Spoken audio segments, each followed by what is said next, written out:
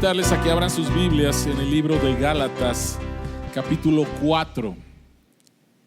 Gálatas, capítulo 4. Estamos casi a la mitad de nuestra serie en el libro de Gálatas, el Evangelio de la Libertad. Gálatas, capítulo 4, versículos del 1 al 7.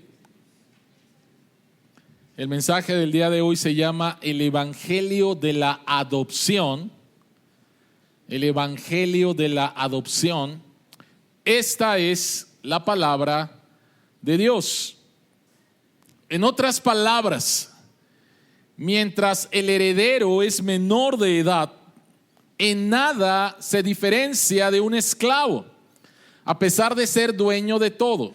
Al contrario, está bajo el cuidado de tutores y administradores hasta la fecha fijada por su padre.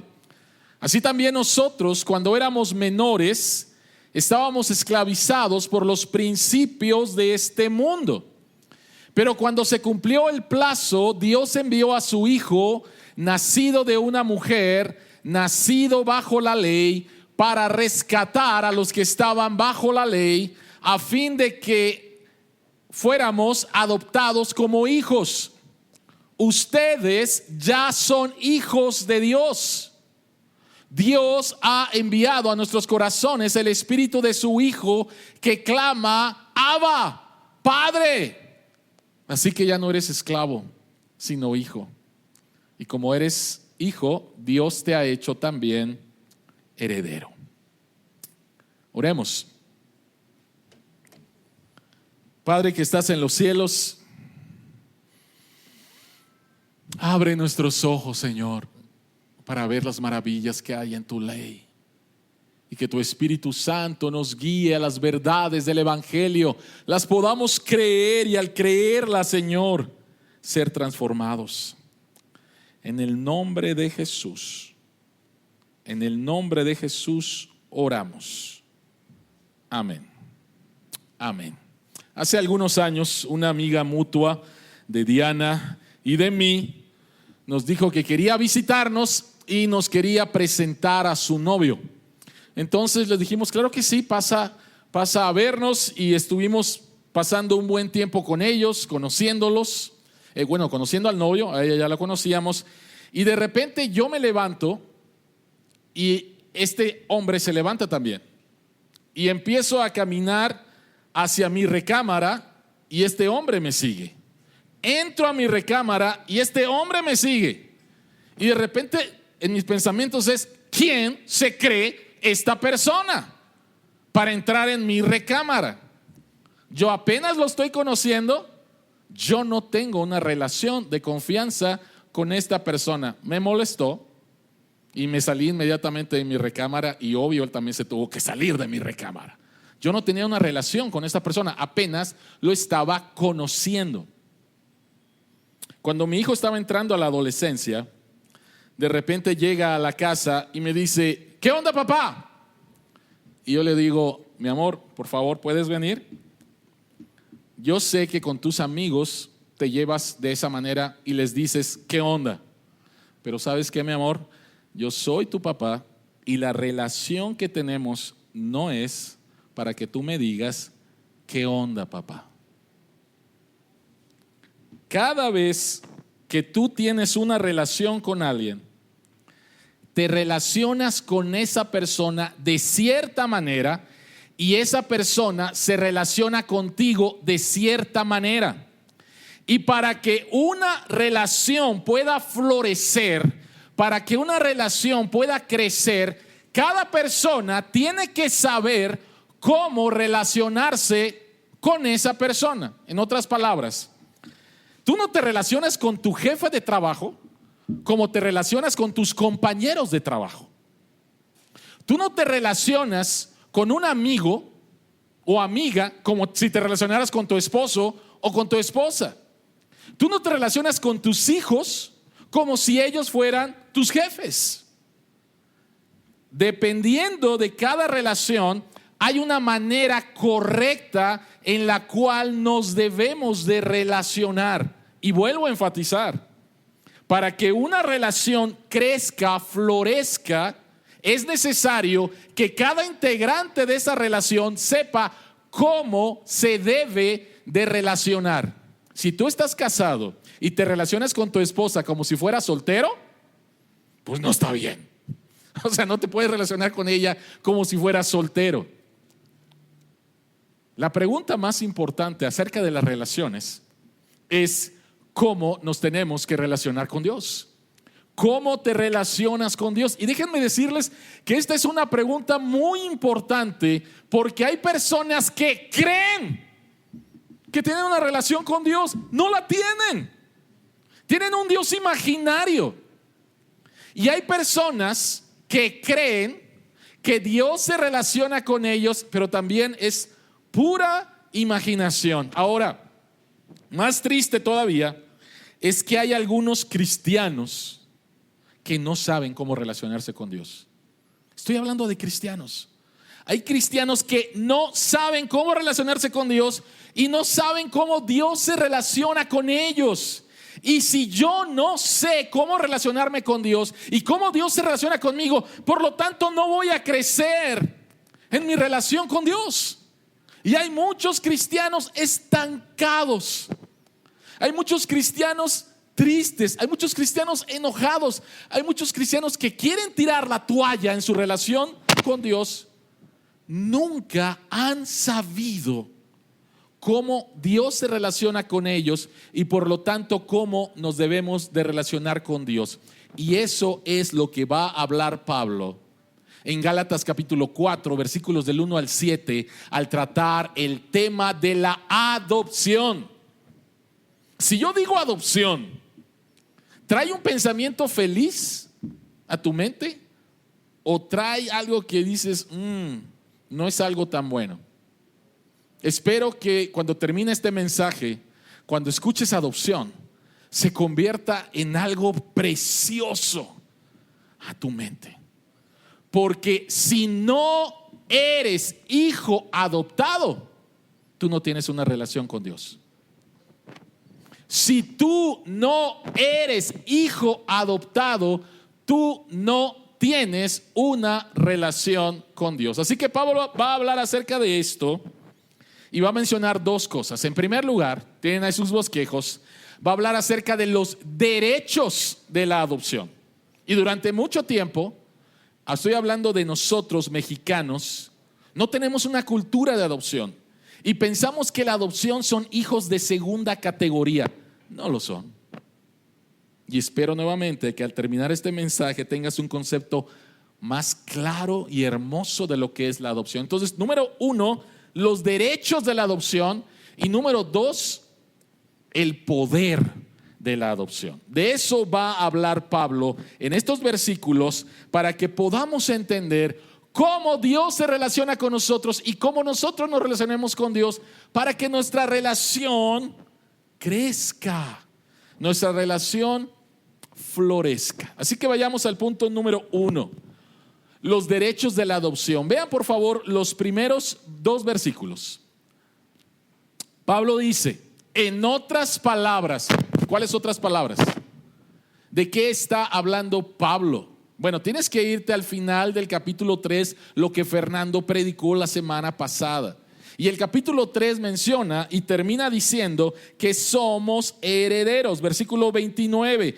Y si ustedes pertenecen a Cristo, son la descendencia de Abraham y herederos según la promesa. Y después continúa. En otras palabras,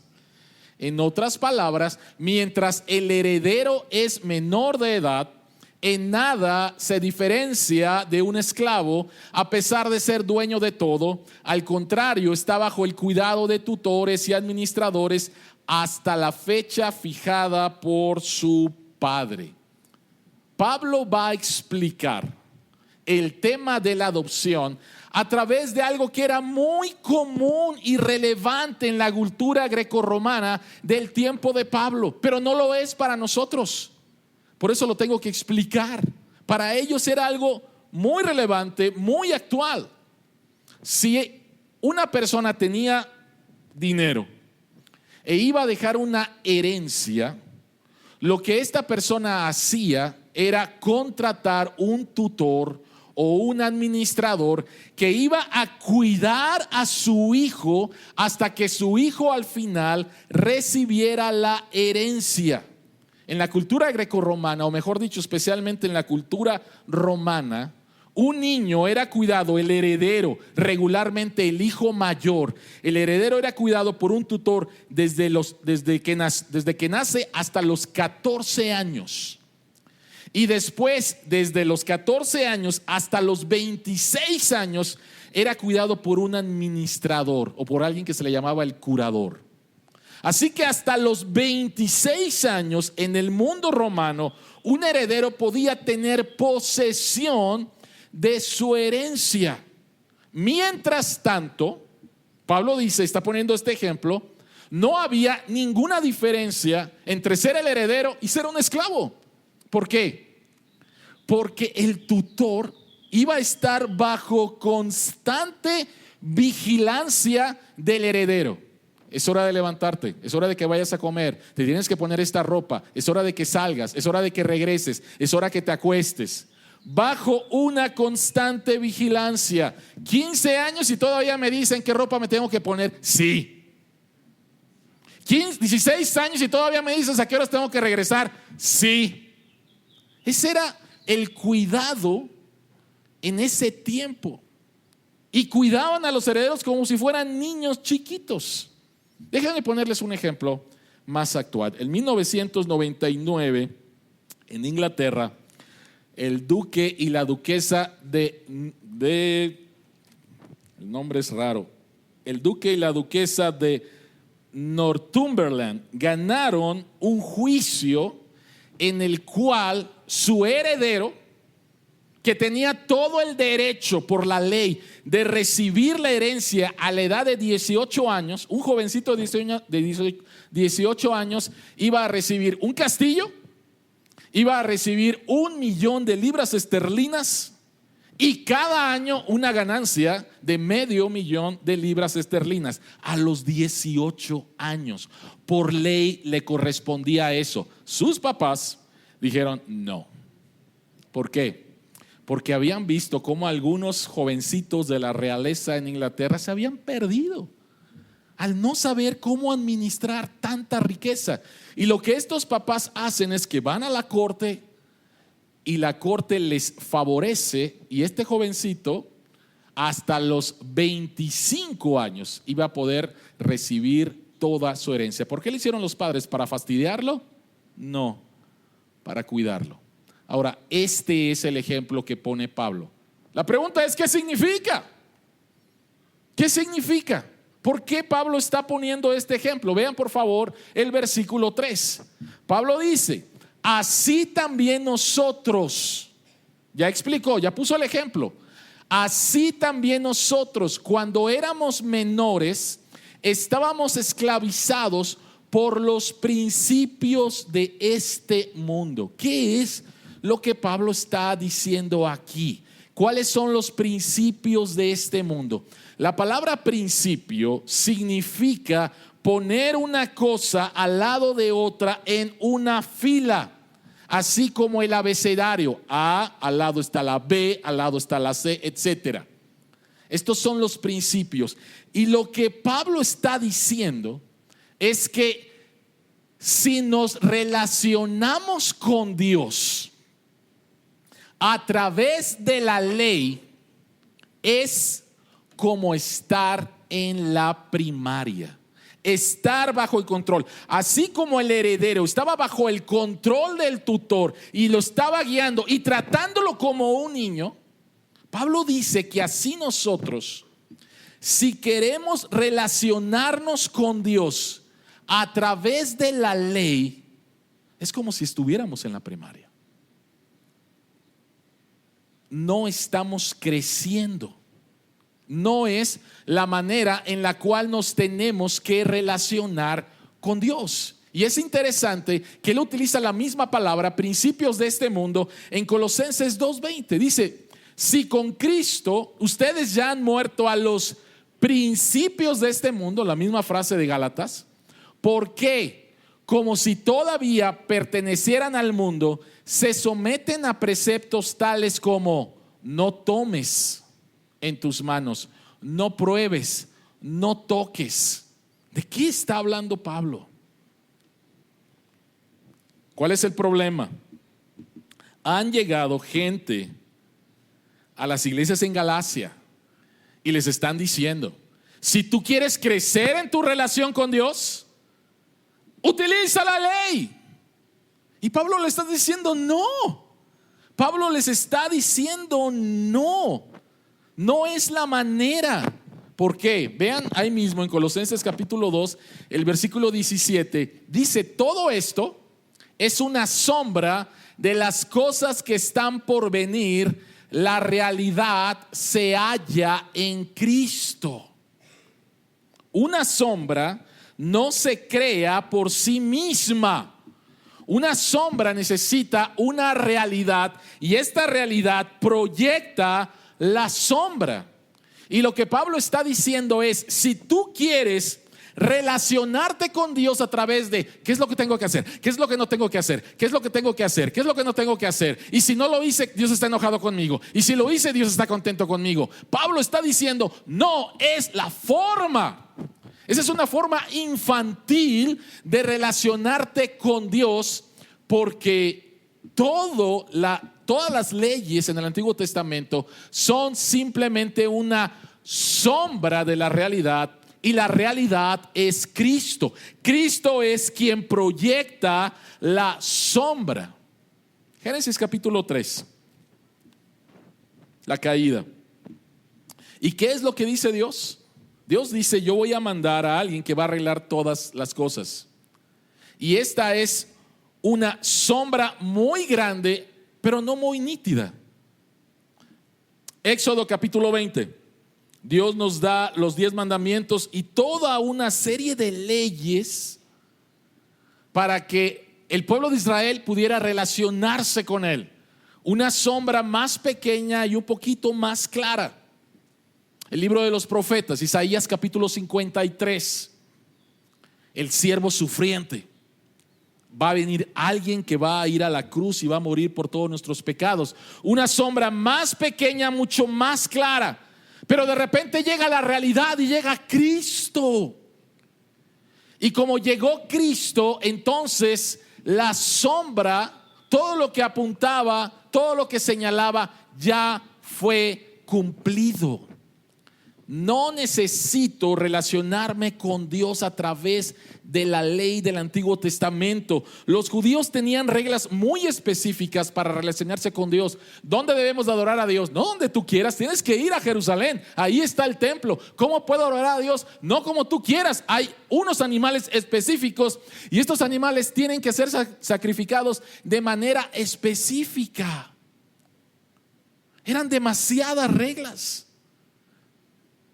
Pero de repente ya ha llegado la claridad. Pablo dice que la ley es una sombra, pero la sustancia, lo real es Cristo. Él es quien proyecta la sombra en la ley del Antiguo Testamento. Si tú quieres relacionarte con Dios a través de las leyes, estás equivocado.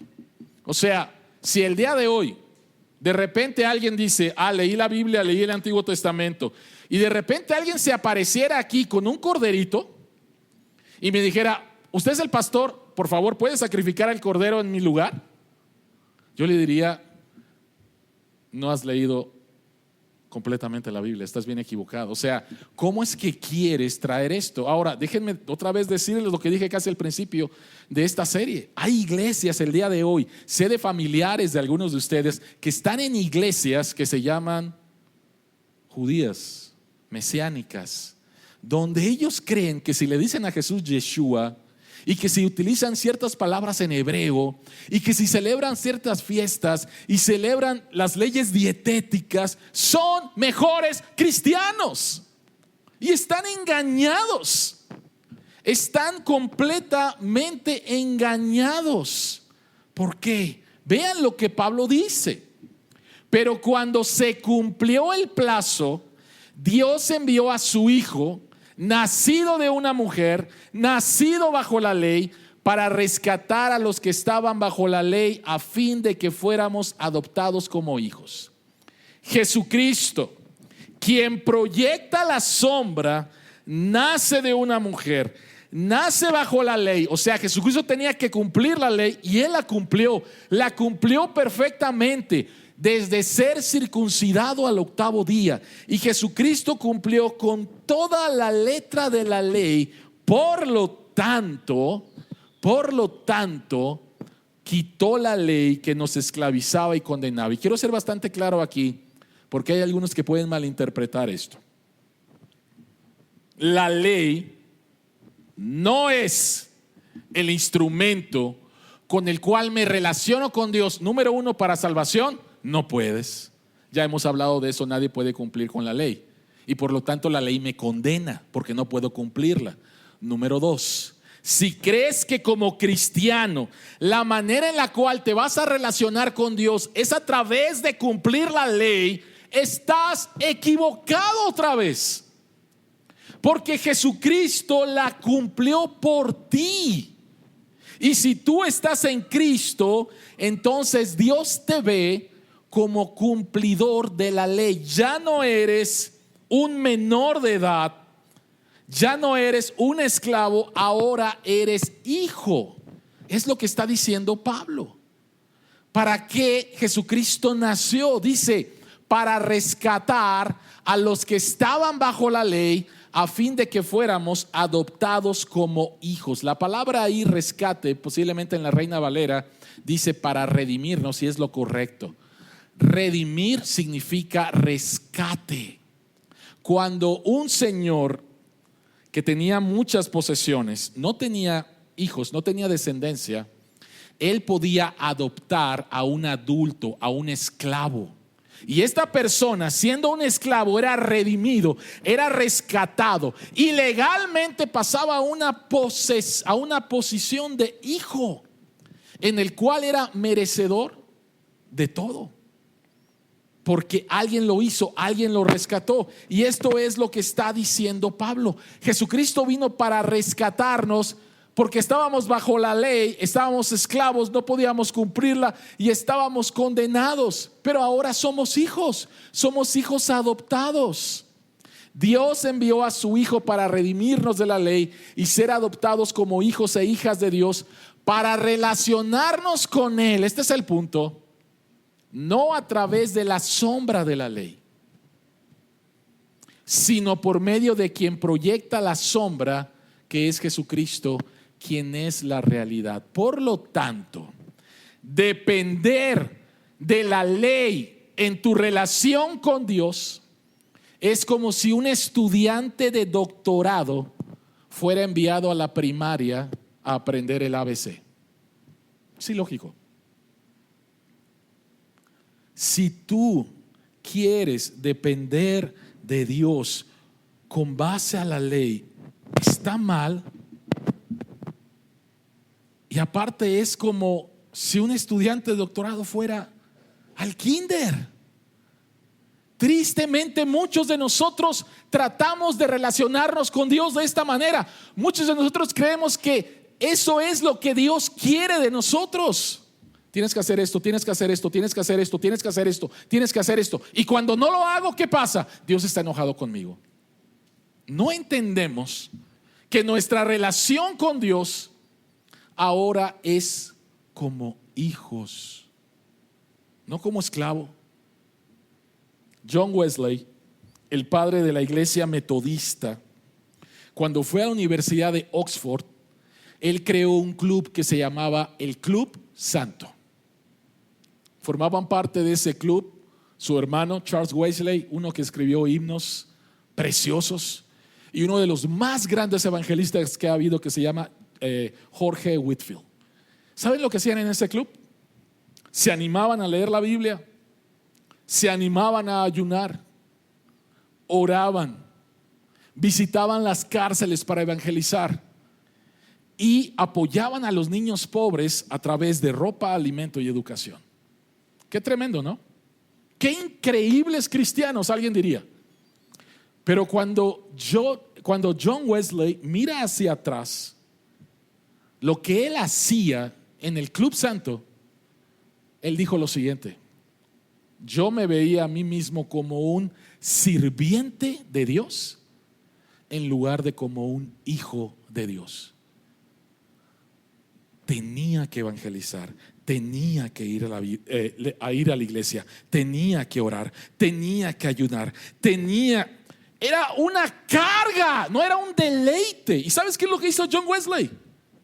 Dijo: me voy a Norteamérica a evangelizar a los indios. Estoy hablando del siglo XVIII. ¿Y sabes qué pasó? Regresó frustrado. ¿Sabes por qué? Porque él no era cristiano. Él era religioso, pero él no era cristiano. Y en el barco en el cual él regresó a Inglaterra, hubo una tremenda tormenta. Él pensó que se iba a morir y vio a un grupito de cristianos de un grupo que se llama los Moravos, y los vio alabando a Dios en medio de una tormenta donde todo el mundo pensaba que se iba a morir. Y él decía: ¿por qué yo no tengo esa fe? ¿Por qué si yo fui a Norteamérica a ser evangelizado, yo necesito que me evangelicen? Y ahí, al escuchar Gálatas, John Wesley se convirtió. ¿Me estoy dando a entender? En tu relación con Dios, ¿cómo te ves? Te ves como esa persona a la cual Dios le dice: tienes que hacer, tienes que hacer, tienes que hacer, tienes que hacer. No hiciste. ¿Por qué no lo hiciste? Debo de estar mal en mi relación con Dios. O si lo hiciste, crees que estás bien en tu relación con Dios. Ahora, ¿por qué Pablo está enseñando esto? Porque estas personas, los judaizantes, llegaron a las iglesias a decirles: es a través de la ley que vas a poder estar más cerca de Dios. Y Pablo les dice: no, no, no, no. Si crees que te vas a relacionar con Dios otra vez a través de esto, es regresar al kinder. No es así. Cristo ha venido, y es a través de Cristo que tenemos todos los derechos como hijos. Te pregunto, ¿quién es más hijo de Dios? ¿Cristo o tú? ¿Quién es más hijo de Dios, Cristo o tú? Si contestas que Cristo, estás mal. Si contestas que tú más que Cristo, estás mal. La respuesta es que delante de Dios, al estar en Cristo, somos hijos. Cristo por derecho propio, nosotros hijos adoptados. Jesucristo vino y legalmente tenemos los papeles de la adopción. Pero una cosa es saberte legalmente adoptado y otra cosa es experimentar la adopción. Tenemos dos familias en nuestra iglesia que tienen sus hijos adoptados. Y no me puedo imaginar cómo empezó la relación entre el hijo y ellos como padres. Una cosa es que tú sepas que eres hijo y otra cosa es que experimentes que eres hijo. La adopción significa que eres un hijo o una hija del rey y que tienes los mismos derechos que tiene Cristo como hijo de Dios. Dios envió a Cristo para que fuéramos adoptados legalmente, pero después envió al Espíritu Santo para que experimentáramos el poder de la adopción. Una cosa es saber que soy hijo y otra cosa es disfrutar que soy un hijo. Así que, ¿cómo te relacionas con Dios? Número uno, los derechos de la adopción. Eres hijo al igual que Cristo. Pero número dos, el poder de la adopción. Pablo continúa y él dice: ustedes ya son hijos. Dios ha enviado a nuestros corazones el espíritu de su Hijo que clama: Abba, Padre. ¿Saben? La palabra Abba es una palabra aramea. Pablo está en una iglesia gentil y ellos no conocen esa palabra. No es conocida para ellos.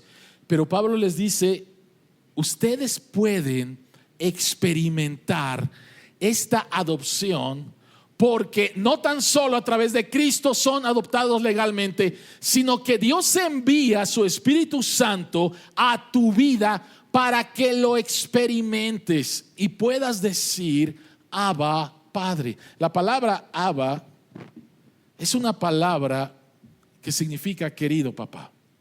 Es una palabra muy íntima que significa papi. Ahora, por favor, vean otra vez el texto. Ahora que ya soy hijo, legalmente soy hijo, Dios envía el Espíritu Santo para que Él clame a través de mí con esta palabra íntima para relacionarme con Dios y decirle a Dios, Padre, papá, papi. Ahora, lo increíble de esto es que esta misma frase es la que Jesucristo utilizó en Marcos capítulo 14, versículo 36, cuando Jesucristo está en el huerto de Getsemaní y sabe que en la mañana siguiente Él va a ir a la cruz. Y Jesucristo ahí hace esta oración. Y Jesucristo le dice, Abba, Padre, todo es posible para ti. No me hagas beber este trago amargo, pero no sea lo que yo quiero, sino lo que quieres tú. Jesucristo lo que le está diciendo al Padre, le dice, papi, no hay otra manera en la cual tus hijos puedan ser salvados. Papi, no hay otra manera en la cual tus hijos puedan ser salvados. No quiero ir a la cruz, no quiero perder mi relación contigo, pero no se haga mi voluntad sino la tuya, papi.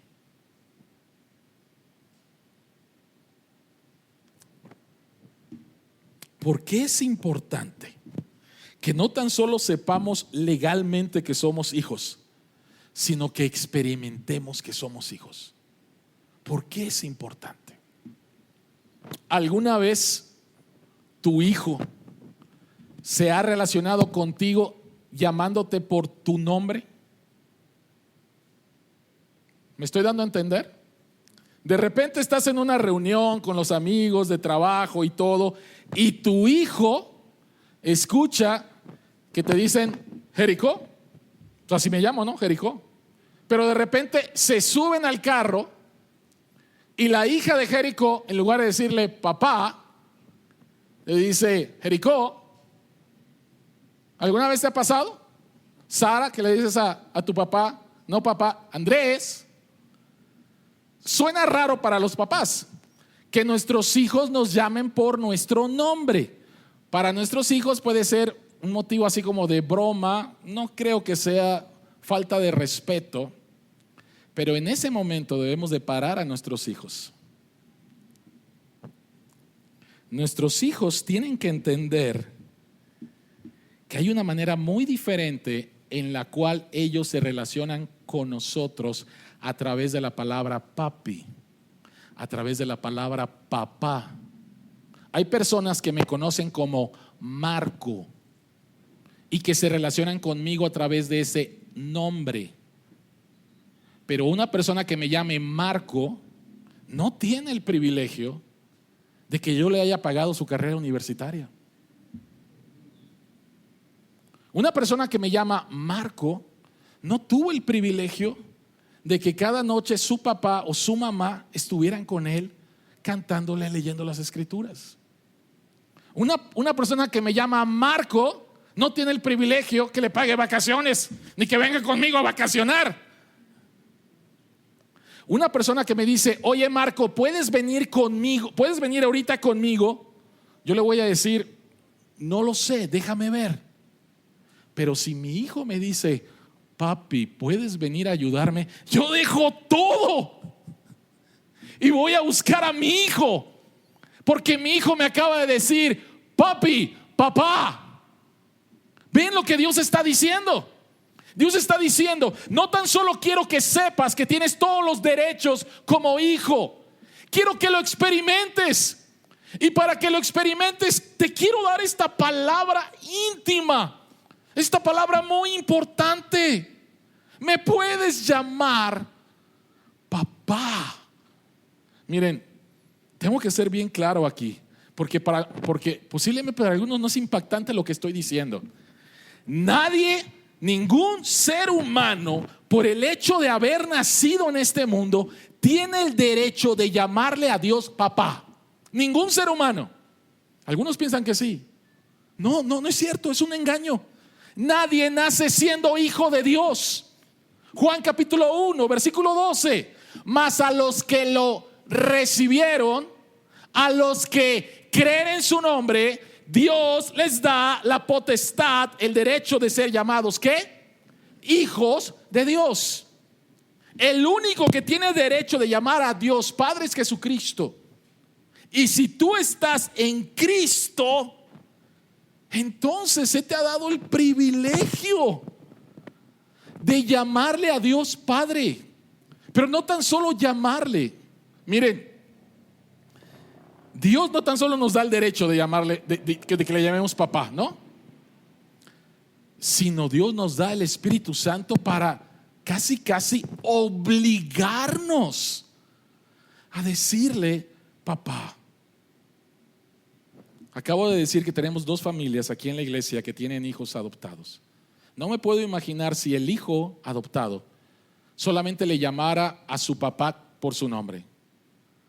El primer año, el segundo año, el tercer año, quinto año, y el niño adoptado o la niña adoptada le sigue llamando a sus papás por su nombre. Algo está mal.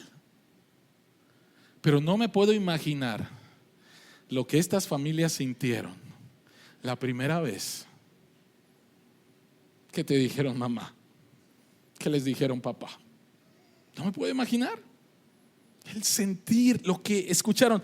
Y todavía no me puedo imaginar lo que estos niños experimentan cuando papá les dice te amo, cuando papá provee, cuando papá disciplina, cuando papá guía. Ellos están experimentando un privilegio increíble. No pertenecían a esta familia, fueron traídos a esta familia por amor, por una decisión. Y esto es lo que está diciendo aquí Pablo. El poder de la adopción, el tener acceso a la misma recámara del Padre Celestial. ¿Qué dije al principio de este mensaje? Que de repente un cuate me siguió hasta mi recámara y usted no es hijo mío, sáquese, ¿no?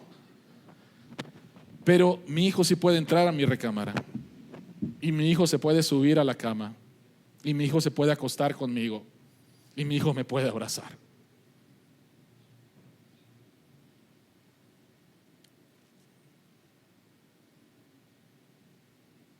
¿Realmente conoces a Dios como Padre? Padre simplemente es un título que le das a Dios, pero no lo has experimentado. Mientras nuestro hijo estaba en Estados Unidos terminando la carrera, fue difícil. El dólar, mandé a mi hijo cuando el dólar estaba a 15 y después a los 3 meses el dólar se fue para arriba.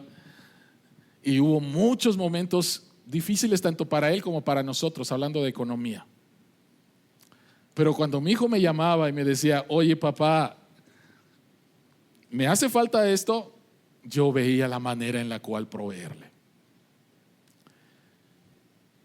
Si en tu vida cristiana, cuando estás en dificultades, lo primero que haces es jalarte los pelos y estar angustiado, no conoces a Dios como Padre.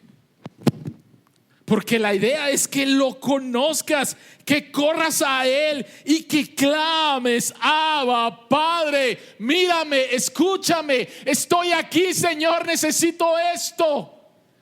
Ahora, no tan solo para lo que necesitas, ¿ok?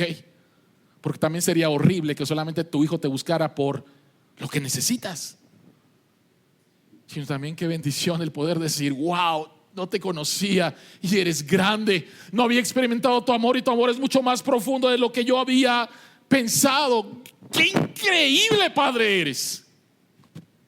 Qué increíble eres. Acabamos de regresar de Chicago, estuvimos con nuestro hijo, disfrutamos a nuestro hijo, pero también sufrí al ver que mi hijo no está cerca de Dios. Y especialmente, creo que fue el último día antes de íbamos para el aeropuerto y empezamos a hablar un poco acerca de la fe. Y de repente mi hijo me dice, papá, es que yo ya experimenté eso. Yo ya experimenté el cristianismo. Y le dije, no, mi hijo, no lo has experimentado. Tú crees que lo has experimentado, pero lo que tú experimentaste es una relación con Dios, no como hijo, sino como esclavo, en el cual el cumplir con toda la ley de Dios, el portarme bien y saber que a veces no me porto bien y sentirme condenado por Dios, adiós. No quiero tener una relación con esta clase de Dios. Y muchos cristianos viven así. Esa es su relación con Dios. Me siento condenado. Me siento obligado. No conoces a Dios como Abba Padre. No lo conoces. Eso es lo primero. Tenemos acceso. Si estás unido por fe a Cristo, tienes el mismo acceso a Dios, así como Jesús lo tiene.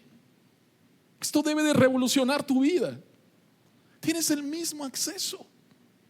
Tienes el mismo acceso. Número 2, tienes la misma herencia. Tienes la misma herencia.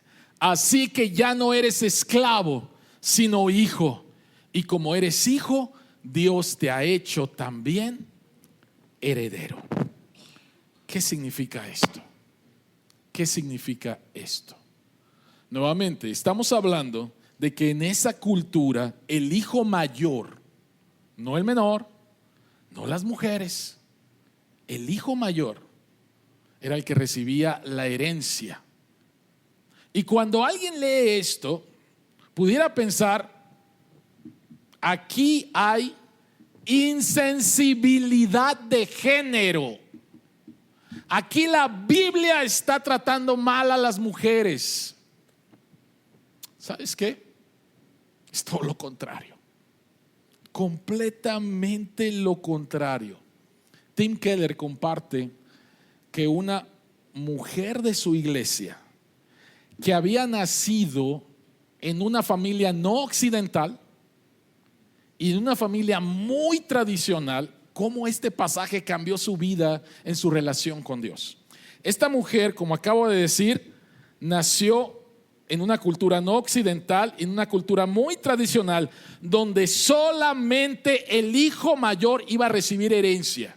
Por lo tanto, las hijas y los hijos que no fueran los primogénitos eran hijos de segunda categoría. Pero así es la cultura, ¿sí?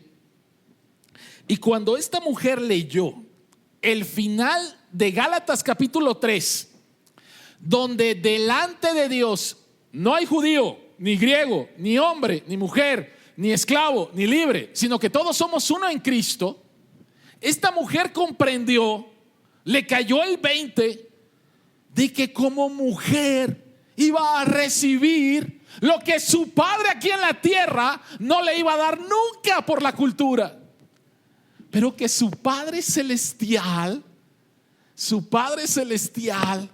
le iba a dar una herencia, no migajas de la herencia, sino una herencia. La Biblia dice en el libro de Romanos, y si somos hijos, somos herederos, herederos de Dios y coherederos juntamente con Cristo.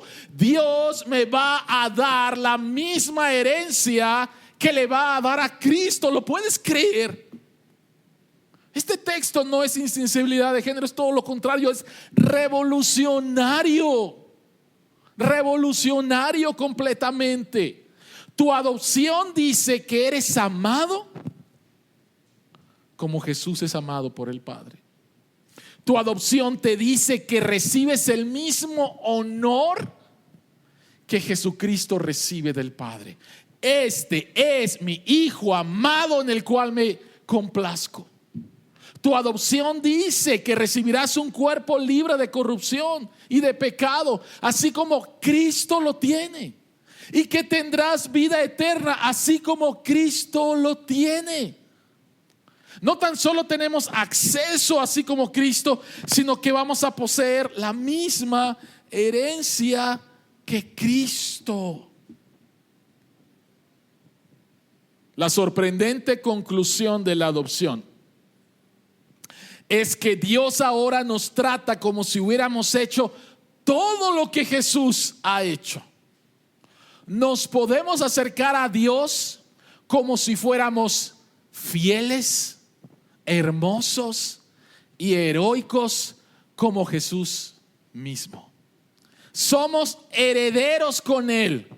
Para Dios nos vemos como Él. Iglesia, amigos, ¿te das cuenta? Tu herencia y tu posición como hijo es segura porque estás en Cristo. Nada de tu situación la puede cambiar. Nada la puede cambiar. Y cuando te presentes delante de Dios, estás en Cristo y Él te ve como si nunca hubieras pecado y como si siempre hubieras obedecido por amor. Así es como Dios se relaciona con nosotros. Así es como nosotros nos debemos de relacionar con Dios, para que nuestra relación florezca y no esté estancada. No esté estancada. Oremos. Padre,